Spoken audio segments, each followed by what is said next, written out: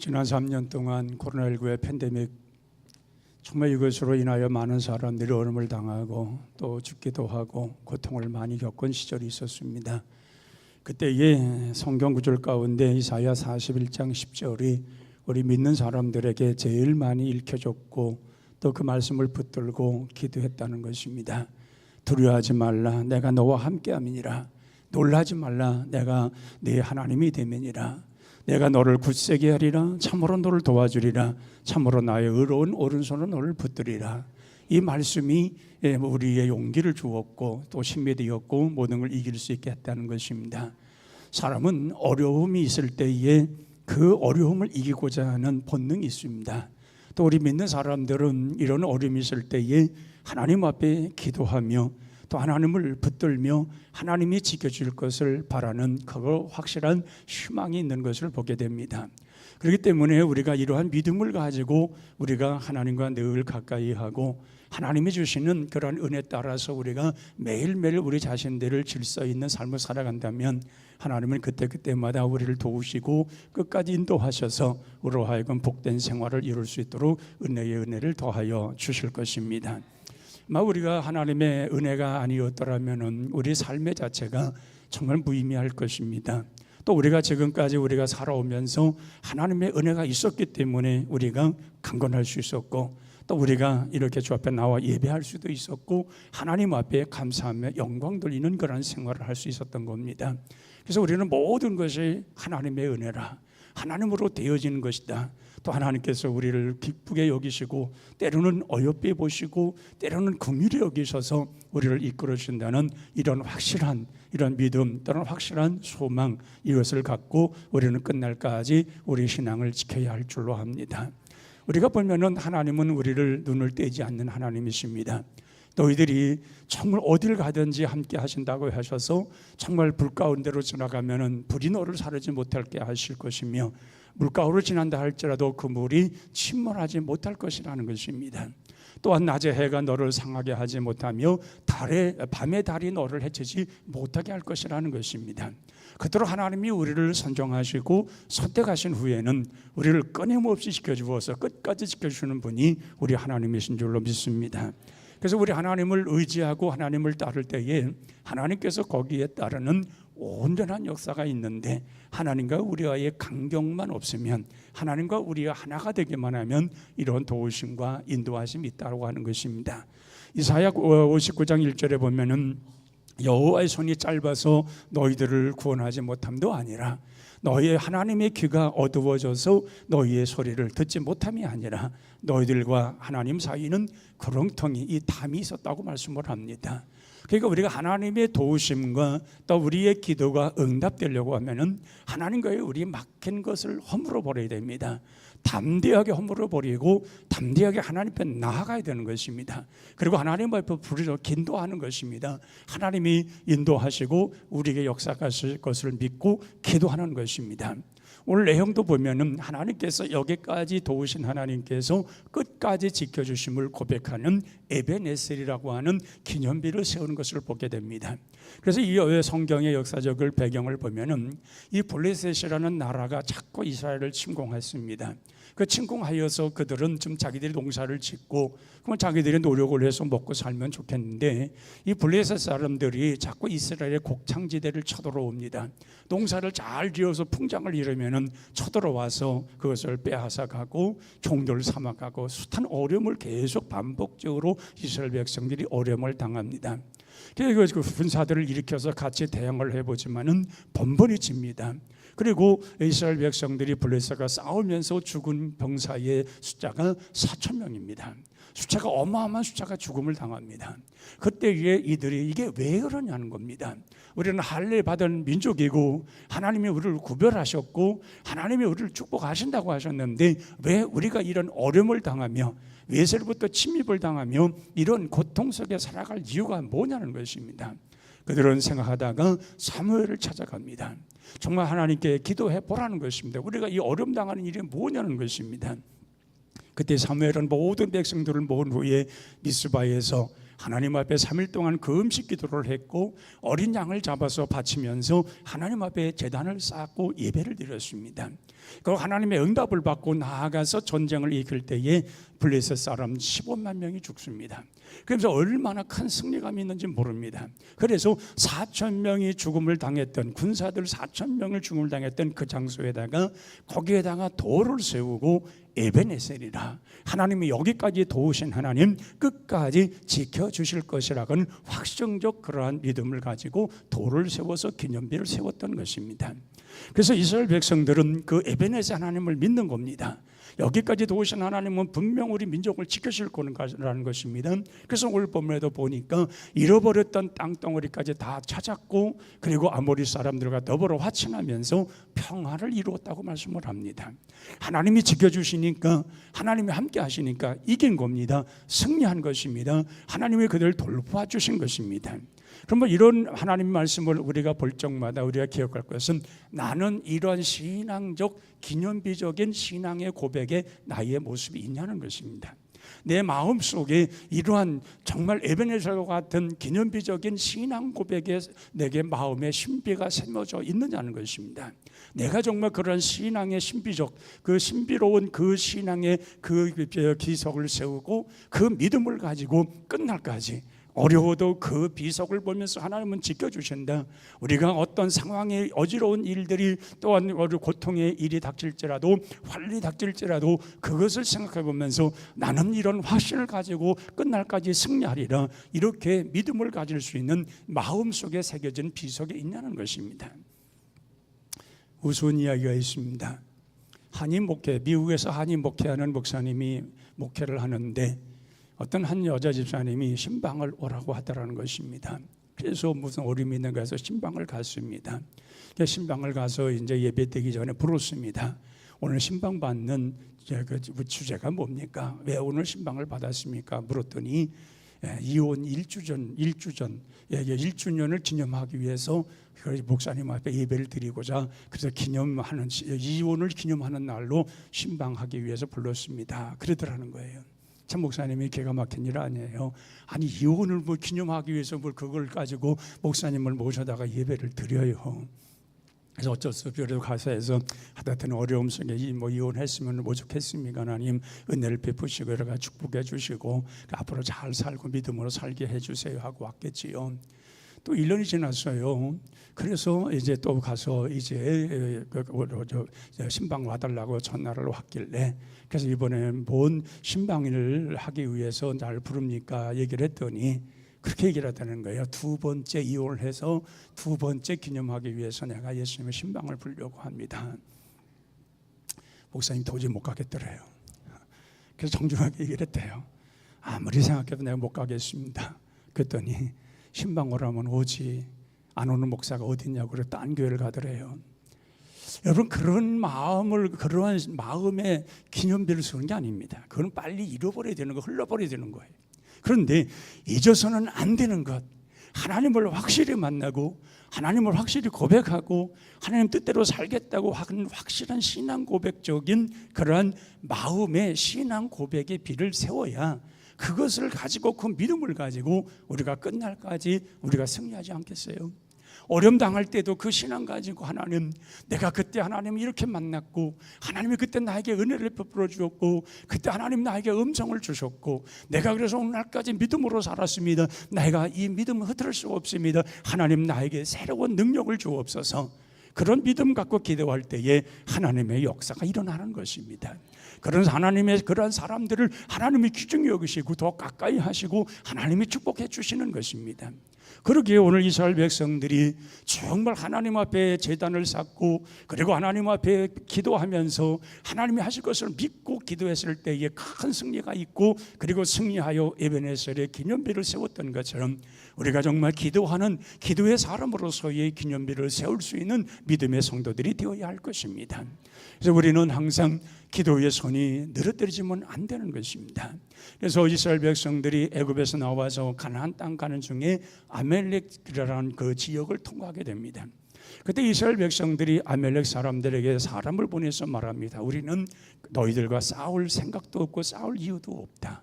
길만 터주면은 우리가 그대로 거기를 지나가겠다라고 화친을 하면서 건너가겠다고 얘기를 합니다. 그런데 아말렉 사람들이 그걸 듣지를 않습니다. 전투 태세를 갖추고 이스라엘 백성들과 싸우려고 모든 걸 준비하고 있습니다. 이스라엘 백성들은 반드시 거기를 지나가야 됩니다. 어쩔 수 없이 전쟁을 일으켜야 됩니다. 그때 여호수아를 중심으로 해서 이스라엘 백성들이 나가서 싸웁니다. 싸우는데 그 여호와서의 칼날이 그들을 무너뜨리면서 막 밀어나는데 그다가 또 밀리고 그럽니다. 근데 보면은 모세가 산에 올라가서 하나님 앞에 기도할 때 손이 올라갔을 때에는 이스라엘 백성들이 이겼습니다. 쭉 밀고 들어가는 겁니다. 그런데 모세의 손이 피곤해가지고 내려오면은 또 아말렉 군사들이 또 밀려오는 것입니다. 그때 아론과 훌이 거기다가 돌을 쌓아놓고 그리고 모세의 손을 받쳐놓고서 그 두 손을 붙들어 주었습니다. 내려오지 않도록. 그래서 해가 지도록 그렇게 모세의 손이 내려오지 않음으로 인하여 그때 아말렉 모든 군사들을 완전히 멸하고 그리고 승리하는 내용이 나옵니다. 바로 기도의 손이 올라갔을 때에 하나님의 역사가 일어났다는 얘기입니다. 그래서 성경은 말합니다. 너희의 기도의 손을 늘어뜨리지 말라는 것입니다. 항상 기도의 손을 들으라는 것입니다. 내게 와서 부르짖어 기도하라는 것입니다. 그러면 너희들이 알지 못하고 크고 비밀한 일을 보여주신다는 것입니다. 하나님은 분명 모든 일을 만들어 성취하신 하나님께서 우리의 간구와 기도를 들으신다는 것입니다. 그러니까 우리는 항상 하나님 앞에 기도하고 정말 기도함으로 승리하고 그리고 기도함으로 인해서 우리 하나님의 도우심과 역사하심을 반드시 체험하며 끝까지 주님의 도우심을 받아야 될 줄로 믿습니다. 고아의 아버지 조지 뮬러의 그 일화를 보면은 조지 뮬러가 어느 날 기도하는 중에 거기에 관리인이 찾아와서 얘기를 합니다. 보일러가 고장이 났다는 겁니다. 아주 추운 겨울에 보일러가 고장이 나면 어린아이 다 이제 얼어 죽을 판입니다. 그래서 관리인이 큰일 났습니다. 어떻게 하면 좋겠습니까? 이거 보일러가 고장났으니 점점 이제 날씨는 추워지는데 어떻게 하겠습니까? 그런데 조지 뮬러는 뭐라고 말합니까? 하나님이 계시다는 것입니다. 그리고 그는 가서 골방에 가서 기도를 합니다. 하나님이여 날씨를 포근하게 하소서. 이 아이들이 죽을 수는 없습니다. 포근하게 날씨를 포근하게 만들어 주옵소서. 그래서 보일러가 고쳐질 일주일 동안에 그렇게 포근했다는 것입니다. 정말 역사상 그런 일이 없었다는 겁니다. 그리고 보일러가 다 고쳐지고 나니까 그렇게 추운 그 날씨가 계속되더라는 것입니다. 또 하루는 아이들이 먹을 것이 없어가지고 그럴 때에 그 관리인이 또 와서 말합니다. 아이들에게 먹을 것이 없습니다. 고아원에 한두 명도 아니고 300명 이상의 아이들이 있는데 얘들이 다 굶게 생겼습니다. 그런데 조지 뮬러는 말하기를 하나님이 계시지 않습니까? 하고 기도했다는 것입니다. 그는 골방에서 기도합니다. 이들에게 일용할 양식을 주옵소서.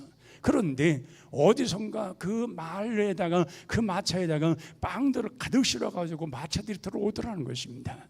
아이들이 먹을 것을 주더라는 것입니다.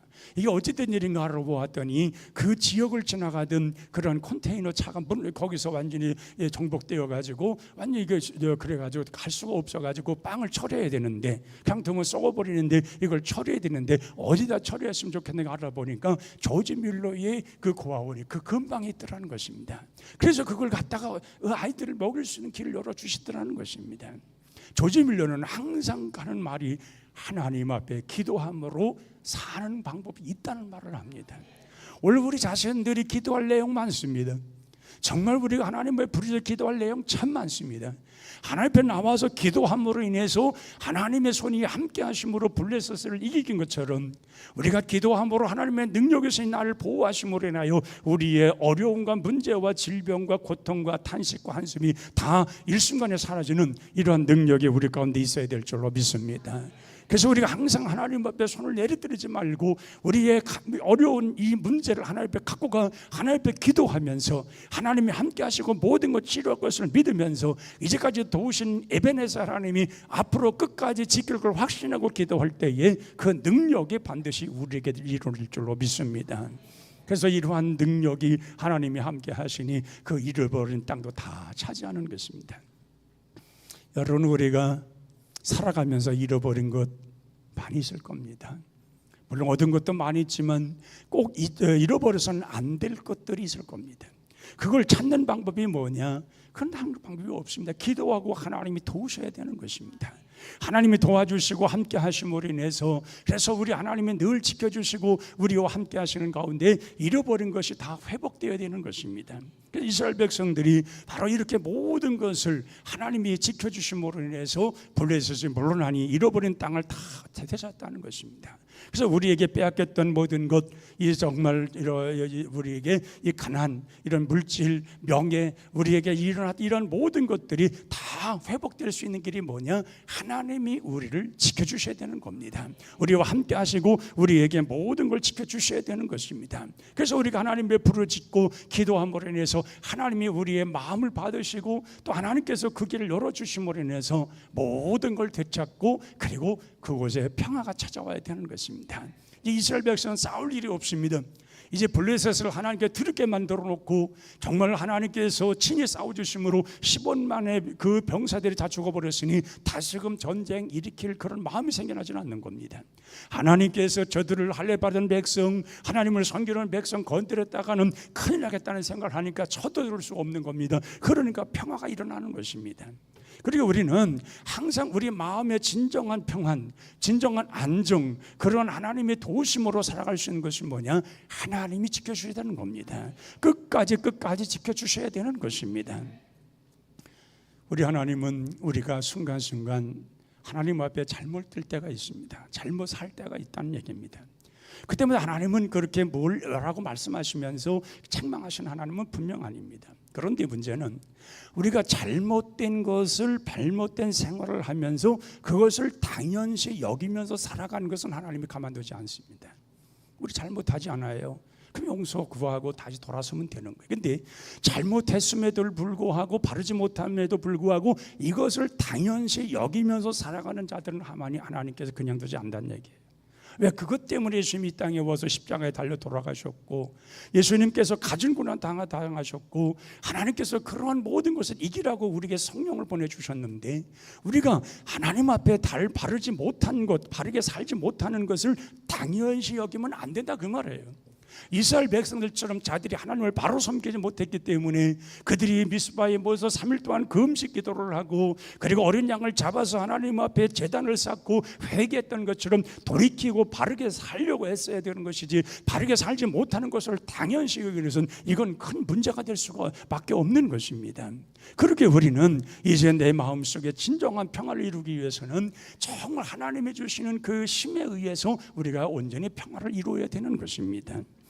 이 평화라고 하는 것은 두 가지 의미가 있는데, 하나는 유엔과 같은 그런 힘의 나라의 모든 세상 나라의 사람들이 연합을 해서 분쟁 지역에다가 그 연합군을 보내줌으로 인해서 안정되게 하는 그런 방법입니다. 근데 유엔군이 그 나라를 안정되게 하기 위해서 그 나라를 보내서 주둔하고 있는데, 그럼에도 불구하고 전쟁은 끊어지질 않습니다. 계속 전쟁이 일어나요. 두 가지 방법은 뭐냐? 하나님이 주시는 평안입니다. 이 하나님 주시는 평안은 그런 건 다릅니다.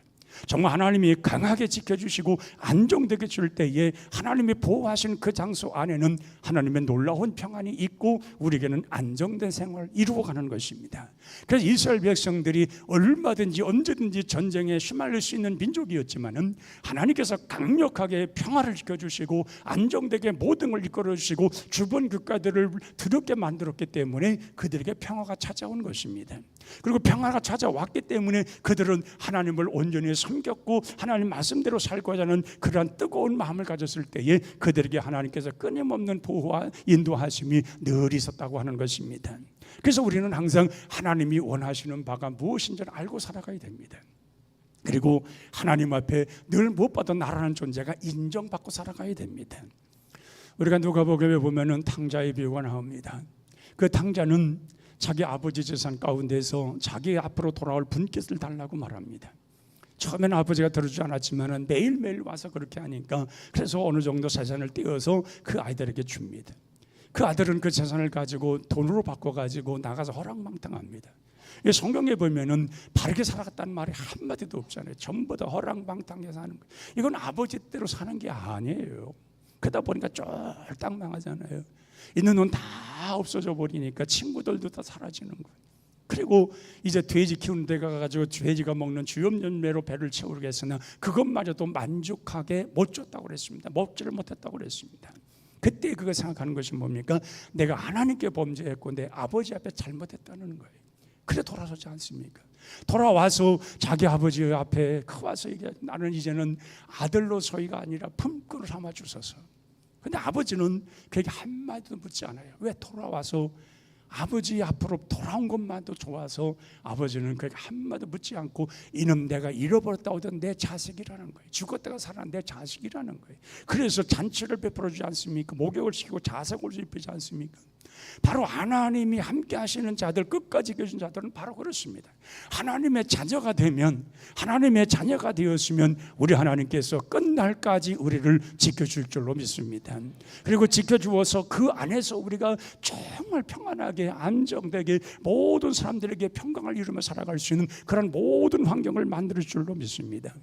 그래서 이스라엘 백성들에게 사무엘이 늘 말씀을 전파하는 것이 뭐냐? 너희들은 너희들에 있는 모든 죄악을 제거해 버리고 이방신을 섬기는 우상을 다 제거하고 하나님께 돌아오라는 것입니다. 하나님의 말씀을 들으라는 것입니다. 그리고 하나님의 말씀 따라 살라는 것입니다. 그럴 때에 하나님께서 너희를 지켜주시고 너희에게 모두 보호의 하나님께서 너희들을 막아서 악한 자들이 이웃의 그 모든 원수 들어오지 못하도록 다 모든 걸 막아주신다는 것입니다.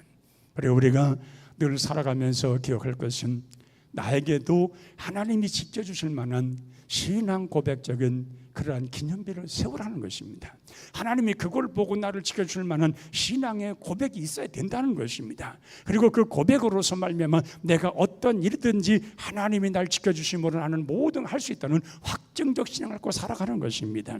그럴 때 하나님은 그 믿음을 보시고 그 마음속에 우리 마음속에 들어있는 그 비밀의 고백, 신앙 고백의 기념비를 보시고 우리를 이끌어 주시는 것입니다. 오늘 이스라엘 백성들이 나타났던 에베네셀의 기념비, 정말 오늘 우리에게도 분명히 있어야 될 것이고 이런 고백이 있는 곳에 하나님의 역사가 있을 것이고 우리를 끝까지 도우신 하나님이 우리 생활 속에 놀라운 역사로 나타나셔서 우리를 끝날까지 지켜주시는 은혜가 반드시 있어야 될 줄로 믿습니다. 기도하겠습니다. 하나님 아버지, 우리가 하나님의 온전한 도움으로 살려면 하나님을 사랑하고 하나님으로부터 이런 기념비적인 신앙 고백이 우리 가운데 있게 하여 주시옵소서. 언제나 주의 말씀이 우리 마음속에 감동이 되어서 그 감동 따라 살아갈 수 있는 은혜가 우리 속에 늘 있게 하시고 풍성하신 은혜가 우리 속에 늘 있음으로 인하여 언제나 그 안에서 늘 승리하며 살아가는 저희들 되게 하여 주옵소서. 지금은 참 혼돈의 시대입니다. 무엇이 옳은 것인지 판가름하기 어려운 그런 혼돈의 시대 속에 살아갑니다. 그러나 우리는 분명한 믿음의 고백, 신앙의 고백을 통하여 기념비적인 우리의 신앙이 있게 도와주시고 이 믿음 가지고 끝까지 살아감으로 인해서 끝까지 주의 은혜 속에 살아감으로 인해서 우리가 매일 기쁘고 즐거운 하나님의 그 평강과 은혜를 누리며 살아가는 복된 성도들이 다 되게 하여 주시옵소서. 예수님의 이름으로 기도하옵나이다. 아멘. 우리 다